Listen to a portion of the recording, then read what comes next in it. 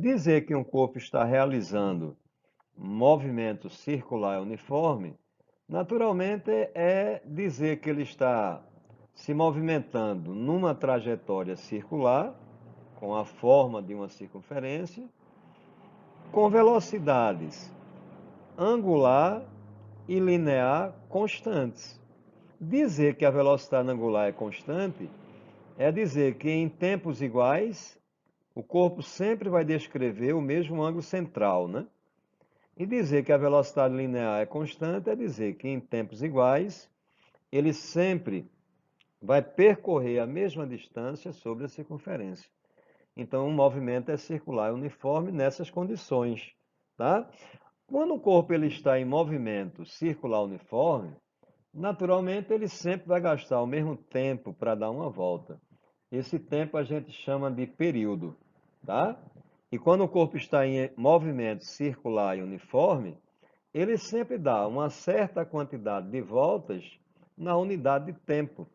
Ou seja, ele sempre vai dar a mesma quantidade de voltas a cada um segundo, a cada um minuto, a cada uma hora, né? Ele sempre vai dar a mesma quantidade de voltas na unidade de tempo. Isso a gente chama de frequência, tá? Agora, eu posso calcular a frequência pegando a quantidade total de voltas que o cara realizou e dividir pelo intervalo de tempo correspondente, tá? O cara deu 200 voltas em 20 segundos. Então, qual é a frequência dele?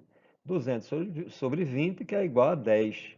10 voltas por segundo seria a frequência desse corpo, tá? Perceba um detalhe importantíssimo, ó. Quando o número de voltas é igual a 1, um intervalo de tempo é o período, né? O período é o tempo gasto para dar uma volta. Então, a frequência é o inverso do período. Quanto maior o período, menor a frequência, né? Obviamente que quanto menor o período, maior a frequência, tá? Ou seja, perceba aqui esses dois corpos aqui, ó, realizando movimento circular e uniforme, ó, o corpo A e o corpo B.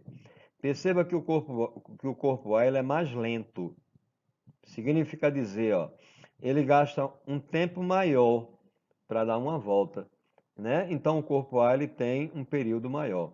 O período de A é maior do que o período de B, né? Porque A gasta mais tempo para dar uma volta, né? Então se ele tem um período maior, ele tem uma frequência menor. A frequência de A é menor do que a frequência de B. Por quê? Porque A realiza menos voltas na unidade de tempo, né, que o corpo B, tá?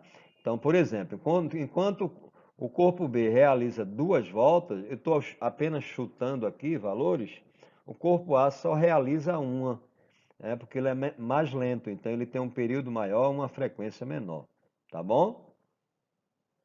Bem, a frequência, ela naturalmente é dada em rotações por segundo, rotações por minuto. Pode ser rotações por hora, né? Mas as unidades mais utilizadas são essas aqui.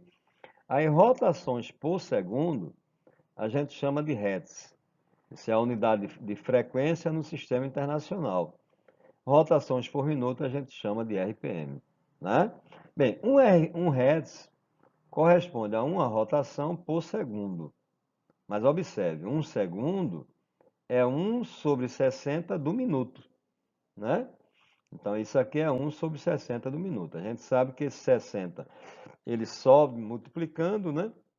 Então, Hertz é 60 rotações por minuto. Ou seja, um Hertz corresponde a 60 RPM. Ou seja, se um corpo em MCU ele realiza uma rotação a cada segundo, então, naturalmente, a cada minuto ele vai realizar 60 rotações. Então, por passar de Hertz para RPM, eu simplesmente multiplico por 60. Cuidado que a gente pensa às vezes que é o contrário. E de RPM para Hertz, eu divido por 60.